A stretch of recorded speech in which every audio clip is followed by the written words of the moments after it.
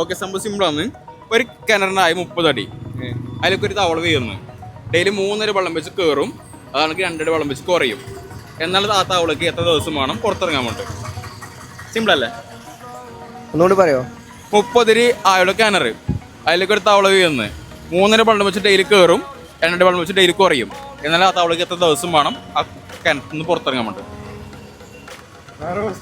ഇല്ലേ, സിമ്പിളാണ്, സിമ്പിൾ. ആഗ്രഹ പോലീസുകാരെ മാത്രമേ ആൻസർ പറഞ്ഞിട്ട് പറയാൻ പറ്റാം. പറയും. 3 അടി വെച്ച് കയറും, 2 അടി വെച്ച് കുറയും. അറിയില്ല. 4 ദിവസം. തെറ്റാവും. തെറ്റ്. 6 ദിവസം. തെറ്റ്. എത്ര പഠിക്കുന്നത്? 10. ചിന്തിക്കടാ, 4 10 ദിവസം എന്ത് ഇത്? ഡെയിലി 3 വെച്ച് കയറി കഴിഞ്ഞാൽ 2 കുറയില്ലേ? അപ്പൊ എത്ര അടി ബാക്കിയില്ലേ? 1 അടി.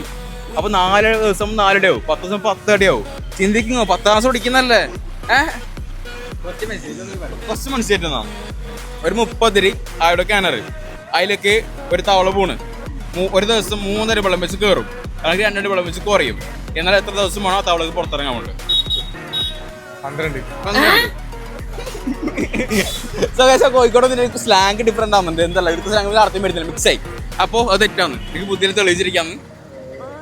2 ദിവസം. പേരെന്ത്? അക്ഷയ്. അക്ഷയ്. ആദികൃഷ്ണ. അത് നീ ഒന്നും പറഞ്ഞില്ല അല്ലേ? അപ്പൊ നീ ആരി? പറഞ്ഞ പോട്ടെ. അപ്പൊ നീ ആരി?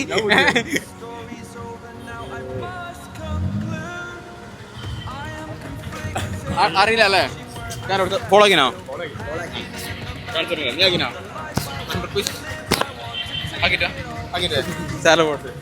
പൊട്ടണെങ്കിൽ സത്യസന്ധനാന്ന് അല്ലേ വരുന്നത്? ഓക്കെ, നീ പൊട്ടണല്ലോ, ഓറാ പൊട്ട്. ഓക്കെ, നിനക്ക് ബുദ്ധിയുണ്ട്, പൂണ്ടാണെന്ന് മനസ്സിലായ? ഓക്കെ.